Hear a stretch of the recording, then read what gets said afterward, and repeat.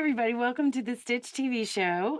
What we're going to do today is we're going to talk about current topics, techniques, fun stories.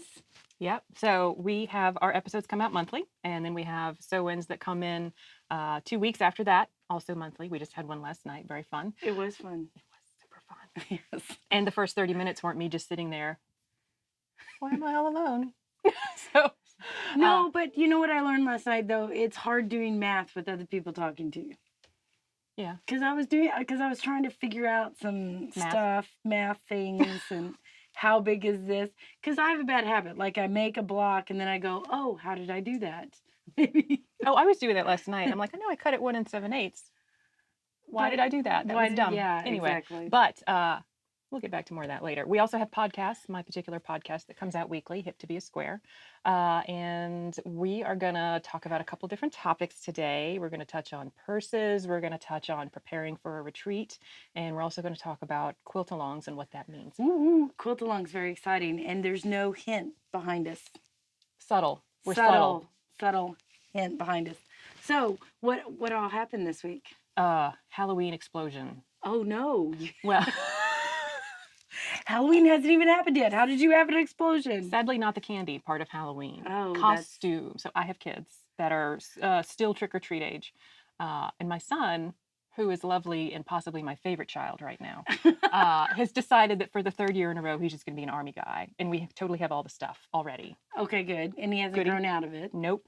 Because it was all my dad's old fatigues and stuff. So yeah. Just big and so we're good with that. And But my daughter, changed course this week. So previously wanted to be the Doge of internet meme fame. It's a Shiba Inu dog that's kind of like, ooh, very exciting. Wow, much happiness. And I was like, okay. So I had ordered her a sweatsuit because that's how we roll at my house. Is you're going to build your costume off a sweatsuit and then you can wear that later on for Good other plan. things. So ordered the sweatsuit and the dye because, of course, there's no Shiba Inu color option when you purchase sweatpants. Sweatshirt. Shiba Inu dye. So everything Most people don't even know what a Shiba Inu No, it doesn't. is. Yeah. So. We are quite familiar at my house Yes. now. But then on Monday, she discovered My Little Pony Friendship is Magic, which spoke to my heart. Because you're a My Little Pony fan. I'm a G1 pony fan, which is G1. Generation 1. We're now on G3 with all this Friendship is Magic. Really? Rainbow Dash Did and not Twilight know this. Oh, yeah. Because, honestly, My Little Pony was a little bit, I was a little bit older before the craze. G1 kicked in. I was still friends with him when I was 13 because I didn't have real human friends. So anyway, so now she switched to a pony costume. So that involved some minky mane and a minky explosion and the minky lung. Oh my gosh, minky! So you use minky in part of the costume? For the mane and the tail, yes. I was like, you can be any color pony you want as long as it's white, because that's the color that I had ordered for the sweatsuit. And then already. You don't have to dye the sweatsuit, right? Exactly. So I still have to make the little cutie mark. Wow. She designed her own pony. Very cool. But it was like red hair, and then she said orange horn. I'm like, no, I have orange fleece. How about a white horn? She said, okay. Was she going to make it herself? No, she's 9. So, so it's mostly done. I just have to do the little cutie mark for her pants. And she's got a party tonight. Oh, wow. That's why I had to get it done. Oh, it's not like I have 2-week luxury time to deal with. But minky explosion, oh my gosh. Oh, yeah. If you've ever, and I do this, I use minky on the back of quilts sometimes, which, as far as I'm concerned, delightful. Are and not just for children. Delightful. I mean, a lot of people are like, oh, it's for the baby. No. Forget that. It's for my couch. There are 4 people, 3 cats, and a dog at my house, and we all fight over the minky quilts. I have 2 minky quilts in the living room, one for me, one for Mike, and the dogs have to suffer. It's sad. Sad. Poor But puppies. no, I want to tell you what happened this week, or what happened lately that I thought was really cool. Last month, we talked about the octopus quilt at the Chattanooga Quilt Show that I personally loved. It sold. $5? $5, 10,000 is the rumor. I may not be exactly right, but that was the rumor. It sold for 10,000. Good for them. I know, exactly. So I was sad mine didn't sell for 10,000. Did you say it was for sale? I did. I think I did put it for sale. Because I will sell my quilts. Yeah, I would too. I mean, there's some, of course, I made for me or whatever. The quilts on the couch probably good. Those are well used at this point. And well loved. Well loved. Salukis think they're theirs, but they're not there. Yeah, exactly. So, but you know what? We should probably get to talking about what we're going to talk about today. Yes. So our first topic is, I don't remember. Oh, purses. Purses. So. So what I had thought was, how do we integrate quilt blocks into purses? Now, this particular one does not, but it also has a super busy fabric that sometimes you just let the fabric do the work. And that's the same in quilting too. If you have a giant print that you want to show off, you don't do teeny tiny pieces. Well, you can. So this one is not always a good option. It's teal, a smidge of orange. Because orange is beautiful. I'm just saying. It's beautiful. But so this is the one that I currently use every day. And I did the round flying geese. And actually I picked this fabric. I said, oh, what do I have that I like? And then I picked the colors to go with it. And that's a great color technique, is you have a focus fabric and then you pull other fabrics that highlight that color. Yeah. So and this was a little tricky because that block is available for free on the internet, and I will remember to find the link and post it for anyone else that wants to make it. That's a neat block with the... But I had to resize it because it's a 12-inch block, and then I had to do math. Math is to get it to 10 inches, and just kind of looked at the purse pattern in particular that I was using to make it fit. Because you don't want your quilt block to like fall off on the underside of the purse or on the side, or where you can't really see it. So it's probably easier to do with tote bags, though. Yes. Because then you have, if it's a 10-inch block, you can do a 10-inch tote bag. Yes. Although you still will have the bottom part where the gusset is. Wouldn't you just like frame it with... but then it's not 10 inches. Oh, well. No, but you would just put a border on it, and then it's like poof. A little poof. Yeah. Yeah. Now, I have just done straight up patchwork or string blocks. Those work really well for tote bags or purses. Right. A lot of really cute selvage, like the pieced selvages together to really highlight some fun little colors. Well, what I've done with purses is you can use ribbon. So I have taken ribbon and foundation pieced ribbon. And then, a lot of our sewing machines have fancy stitches. You don't use those. No, I know people don't use the fancy stitches. You pay thousands of dollars for these sewing machines, and you're not pressing all these stitch buttons. So, like, what I did is then I just see what my sewing machine can do with the fancy stitches.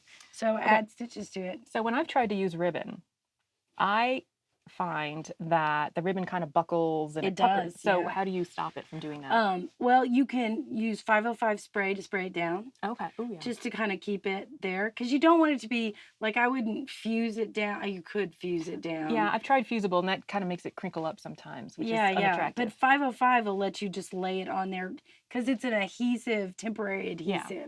And I'm discovering 505 is like this magic stuff that... Yeah, but you want to use it in a well-ventilated area. Like, not in your sewing room, because it will be overspray and get, like, your cutting mat sticky or your ironing. No. You know what I use is an old box. I've been using the same old box, and I spray it in the box. So I have a shoe box. It's always in this box. No, mine's like an old pizza box.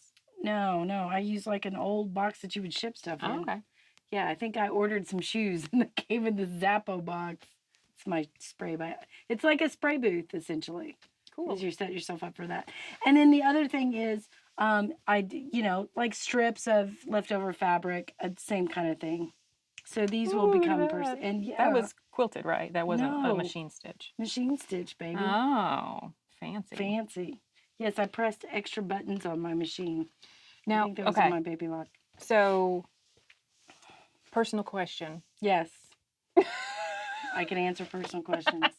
When you make a purse, what do you use to have it keep shape? Or do you like floppy bags, or do you like ones with more structure? Or? Well, if you're doing something like this, I'm foundation piecing it on canvas. Oh, okay. Which actually gives you some shape. Not a ton, but for tote bags, that works perfect. I'm like you. I've used the fusible fleece, which I think gives you a nice weight. A little body. But you probably have the... what is that? Soft and stable. And then Pillon has a new version too that's very similar. It's like automotive headliner. So it's about an 1/8-inch thick foam that's got a tricot either on one or both sides. Pillon's product that's new, like only out a couple months, is fusible on one side, which is even nice. Then you don't have to baste. Yes, because you have to baste that soft and so. Oh, I'll have to get some of that. And I will say, soft and stable comes, unless you buy the bolt, which I don't have room for, but you get it in a package. Well, then there's creases on it. I have found you can just hit it with a steam iron, and it'll take that crease out. That's important. That's important. Oh, look, we've got some other ideas for leftover blocks, mug rugs, placemats. Oh, yeah. Pillows. I do a lot of pillows. Like if I go take a class, if I don't love the technique, I'll just make that a pillow. Like, that's a pillow, and I'm never doing it again. Look at this cute little pillow. So, cool. Anyway, well, we need to take a break, so we will be right back after this, and we're going to talk about retreats, packing for retreats. So, see you in a minute.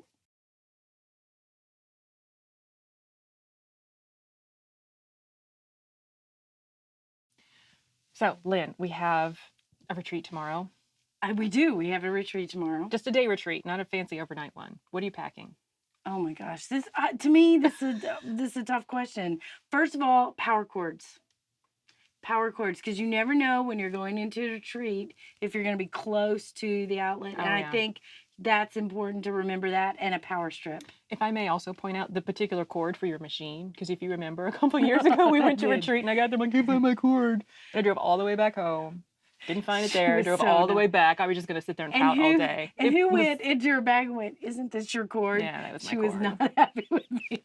I wasn't happy with anyone. No, it was. I was having a day. It was not a good day because you don't want to lose time at a retreat. No, you don't. So power cords is like number one on my list. I always try to pack a small travel iron. Yes.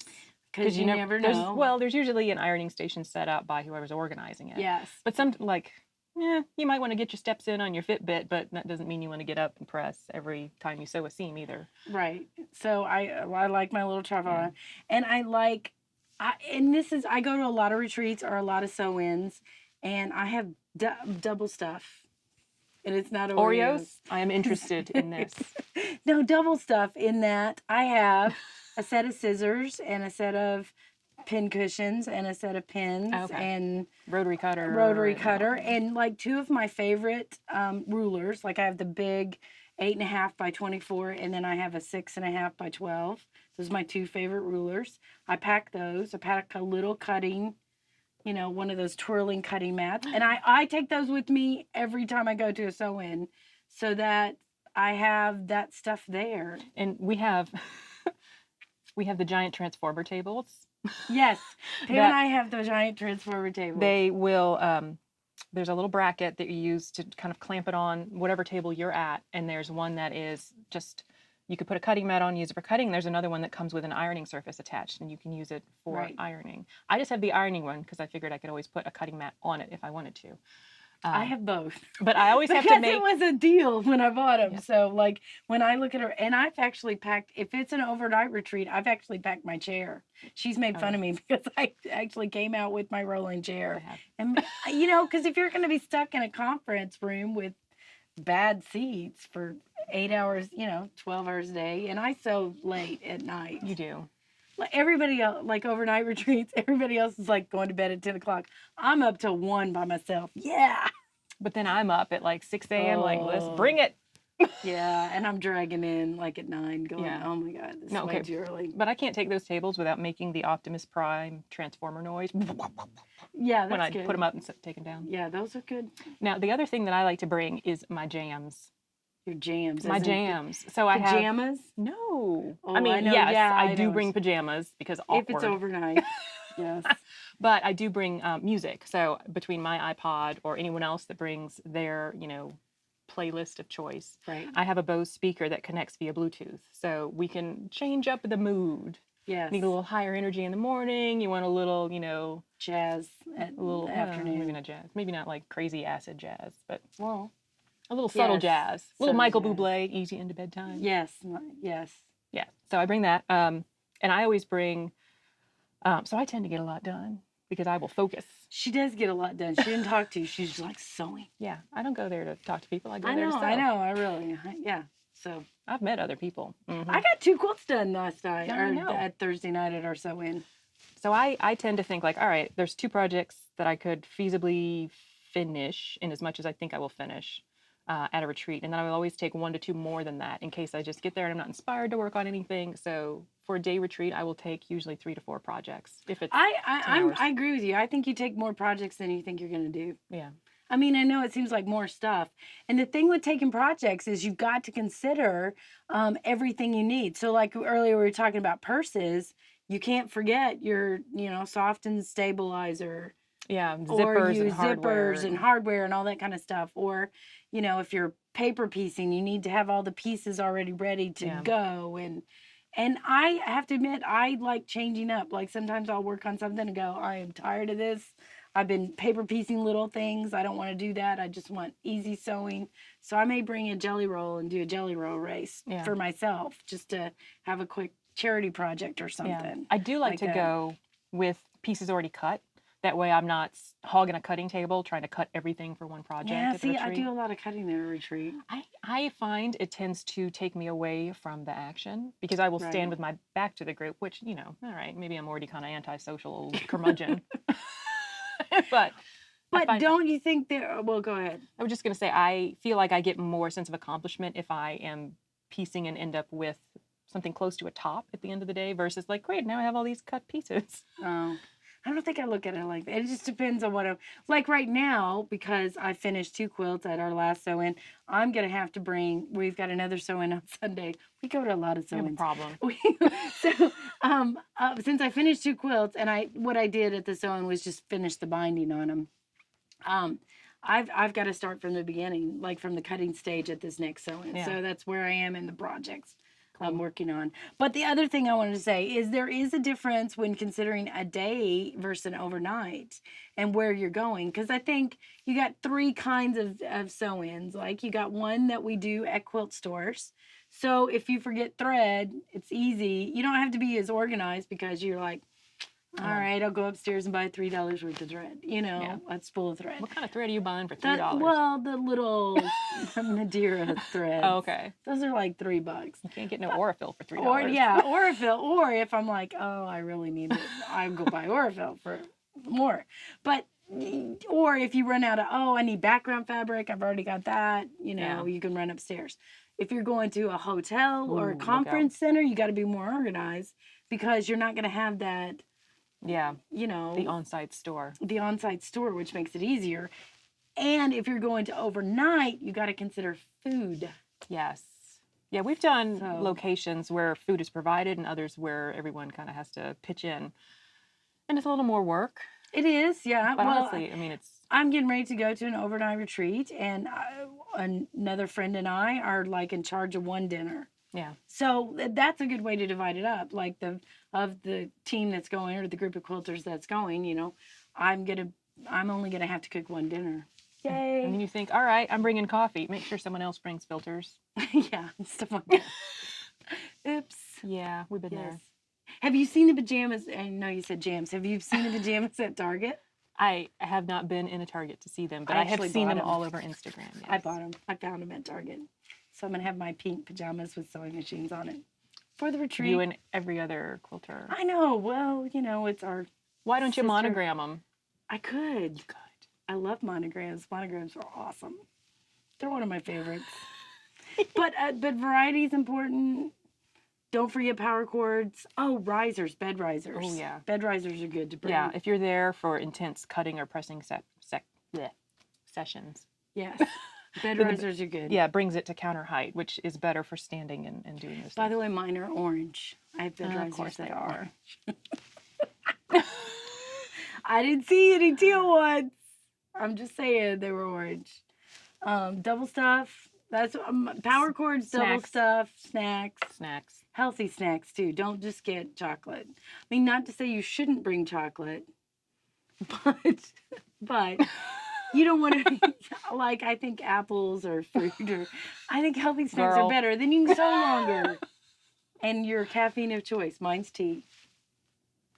Coffee with filters.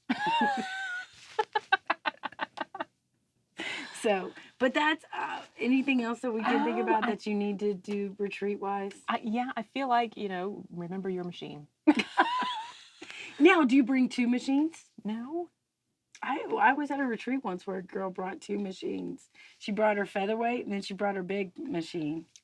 So I tend to she's take... got a backup in case something went wrong. If all I'm doing is piecing quilt parts, I'll take my featherweight because it's lighter. Right. If I know that I'm doing any kind of decorative stitching or any kind of purse making, I will take my Janome because it's, you know, professional grade, a little more sturdy. Right. Well, and it gives you those, whatever. Yeah, I think I'm taking the featherweight tomorrow because I'm only doing... Are you? Well, I have 2 quilts that I need to baste, so I'm looking forward to the floor space. Yeah, that's good. To do that. I don't know what I haven't packed yet. Oh, geez. but now I do go to enough sew-ins that I do have a bag that's essentially packed for a sew-in, and I do have 2 sewing machines. So I have the big sewing machine that never comes out, and then I have the sewing machine that is packed to go to sew-ins. Yeah. So I have a featherweight and I don't use it. I know I'm gonna get in trouble with all the featherweight users out there. I'm so sorry. I like it. I'm not gotten used to using it. I need to She's not joined the cult fully yet. I really haven't. But I love it. It's a family featherweight. And I don't know, maybe that's it too. I don't want to break it. Even though our friend swears up and down, there's no way you're going to break it. Challenge accepted. No. I don't want to break it. No, I don't. No. I'm not advocating that. So anyway. All right. So we're going to take a short break. We'll be right back with a little more clarity on what's happening all up in here.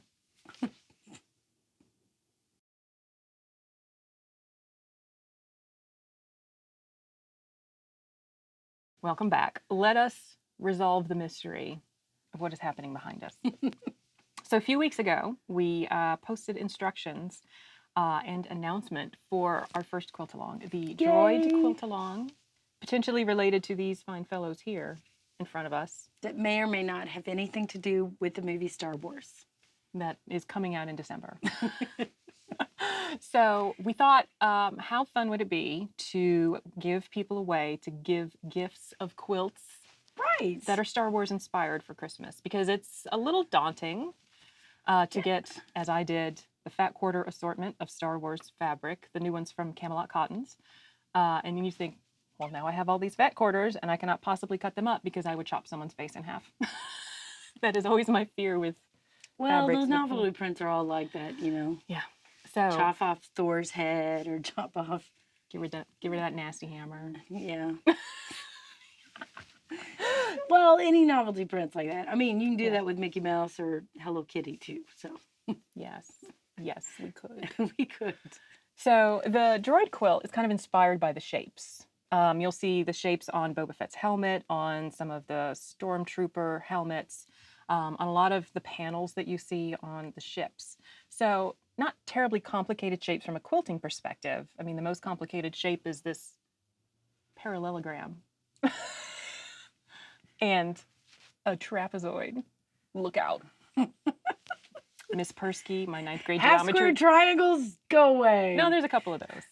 No, but I'm saying we're stepping it up a notch. Oh, yeah. From, half-square triangles. Now we're into parallelograms. Consider it an ode to my 9th grade geometry teacher, Miss Persky, who probably didn't care for Star Wars at all. Now that I think of it, oh well. I remember my geometry teacher. So I think he fell asleep in class, like on a regular basis. He would go, do your homework, and then he'd sit back there and snooze. I'm serious. I don't remember his name. Probably for good reason. Yeah, no, I know. Let's not commemorate him in this episode. Yeah, exactly. So as of when we're filming, we've got fabric selection and cutting instructions out. And then by the time the episode airs, we'll have instructions for the first 2 blocks out. And we're starting off, there's 4 different blocks. The first 2 that we'll give instructions on will be 10 inches square finished. And then the last 2 will be 10 by 20 inches. So nice big fat blocks. So it goes together fast. It does. Once you get the blocks done, it's going to go together quickly. And then there's like, just sew this big old long seam. And we've got 2 sizes out there. We've got twin size, which is what we've got hanging behind us. And then there's a lap size. Which is what I'll be doing in orange. Yes. She is doing BB-8 New Hotness colorway. And I have R2-D2 Old School Blue colorway. Because she's old school and I'm New Hotness. Now, we did also, on suggestion of one of my podcast listeners and viewers of The Stitch would said, oh, I'd love to do a Boba Fett one for my brother. So we mocked up a little colorway because I designed this in EQ7. So it's easy to change the colors up. So it's got kind of an army green and that dark orangey red and the gray as well. So there's a lot of different variations you could do. And Boba Fett's a big character. Oh, he is. I understand he's very popular. Yes. I know he's very popular in my household. Oh, you think because it's your husband's little figure? Yeah, it's Boba Fett. This is my Han Solo. It's mine. I know. I love him. I think I just petted his face. Sorry, I love Han. you. I know. That's my favorite. We need a good line. Oh, that was the other suggestion. Is in this strip in the center, you could applique like Star Wars and so I think we've got some font out there that you could use for sure to do that kind of stuff. I think I'm gonna wait on what I want to applique on that strip because I think you're gonna have to find the line in the new Star Wars movie. So I may have to wait until the Star Wars movie happens. I will say, if you do want to applique, it would be easier to do it before you piece the strip into the quilt top. Exactly. Because this is 15 inches wide finished. So for this one, it's 90 inches long. Yeah. On the lap size, it's 70 inches long. Yeah. And that's easier to fit through your machine than the entire top, especially if you're doing curves to go around and letters. Applique, yeah, for sure. Exactly. Now I'll use a fused applique because A, that's easier, and B, it's what I like to do. And C, there's not any needle turn need for this at all. I don't know. So for the back of mine, which we're not going to rejigger, but I'll post pictures up on the website, I took that fat quarter assortment that I got and pieced it together. And I used a little bit of white in between to make it the right width. I ended up using 15 fat quarters for the back of the twin size. Oh, that's good. Well, it might be 17. I'm just going to go by yardage. Okay. Yeah, that works too. Yeah, because I've decided my favorite way to do backs is just cut the yardage and then sew them into kind of quarters. Oh, yeah, that's like a big giant 4-patch. Big giant 4-patch. That's, easiest way to do it. Yeah. So the way we've got the timing worked out is that for this one, new instructions go up weekly. And we've got 2 catch-up weeks built in because I know it can be overwhelming. Thanksgiving. I know. That's one of the weeks. Turkey makes you tired, so you may not be quilting. So that's a catch-up week. Except I will say, so Black Friday Sew-In, which is a virtual online, everyone get together and tweet. Black Friday Sew-In. Yeah. Yes. So on Twitter, it's #BFSI. And we'll just be chit-chatting, and there's a whole lot of other quilters that will participate. So you can view it on a website like tweetchat.com. Where you go into the BFSI room, and all that does is just show the stream of tweets with that hashtag in particular. And then we might do an online, I think, do we have? No, our next online sew-in's a different date, but we might do a fun, one-off Google Hangout that day too. Oh, that'll be fun. Yeah. Yeah, that'll be good. So, let's see, week 1 is this block, and then week 2 is this block, and then this is the third block you do is this one, and then you get a break week because this block you have to do one way and then also another set that's mirrored. And I know that can be overwhelming because it feels like 2 blocks. So we built in a catch-up week. And then we do the final block, which is not visible. Oh, it's this one up in the corner that you can't see. But so, and then we have a week to make the sashing, which is just these long skinny strips here, which go together super fast. And then the final week is putting it all together. And then, so the going to the movie. The top will be done, according to the schedule, by December 8th. Yay. So what I'm going to do is put together a nice little certificate. If you finish the top and you think, there's no way that I'm finishing this by Christmas or holiday of your choice for gift giving, you can print out the little certificate that says, I wanted to make you a quilt. Here is the top. I would love your opinion on thread color for quilting it. And that's why I didn't finish it. And then you put that in the box with the quilt top and give it to the person. That's a good idea. Then you're not required to finish it before not at all. Christmas. I didn't know what back you wanted. And then when they give it back to you, you're like, and I have 6 months to finish quilting. How does the 4th of July sound? Yes, exactly. Exactly. When it comes out on DVD is when you'll be receiving the quilt. You get it in time for the opening premiere, but you won't get the quilt back until the DVD release. So for mine, I just did straight line quilting, in part because I wanted to get it done so you guys could see what it looked like. Yeah, she came over here in Clementine and, she knocked it out. It was quick. But you're going to do something a little fancier. I am, because I have a hard time.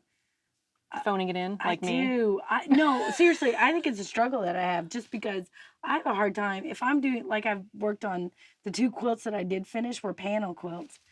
And everybody kept saying to me, Lynn, get them done fast. Because one of them's for my niece. That's why you can't see it. It's her Christmas present. So I can't even tell you what it was. But it was a very popular movie panel for young little girls. Just saying. Very popular last year. Huge. And I can't let that go. I let it go. Just let it go. And so I did a all over design on the panel, and I'm like, oh, their faces, and it bugged me. Well, and then I told you it looked like the Elephant Man. She did. She did. I'm like, a good friend. My niece is going to be so upset, but no. She'll be fine. So she will let it go, I'm pretty sure.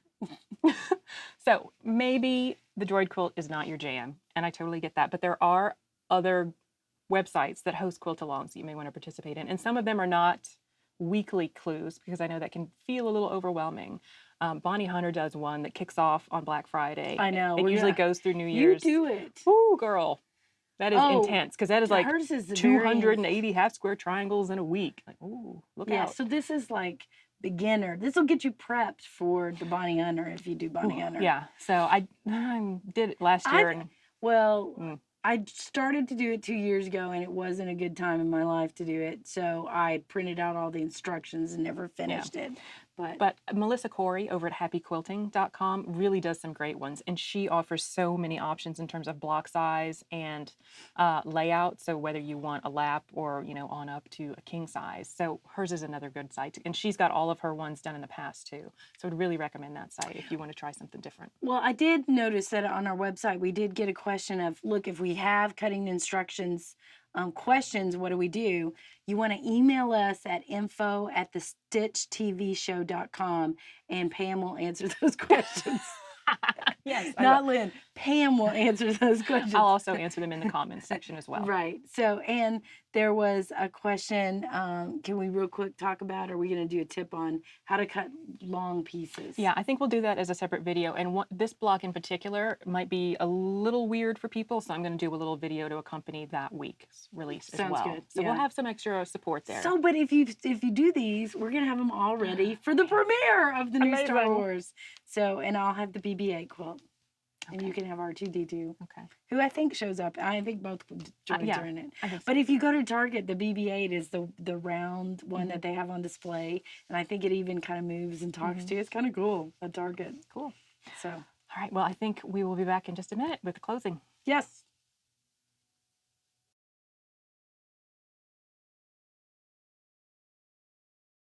Well, that's all for this episode. Like us on YouTube and share us as many places you can. Our next virtual sew-in is going to be November 13th, 7 p.m. U.S. Eastern. And then we may do a special one also for Black Friday. We'll see. That's broadcast on YouTube and on the stitchtvshow.com. And we will share links both on Twitter and in the Facebook group for whether you want to join to participate in the Google Hangout or whether you just want to watch, because some people don't want to be on camera.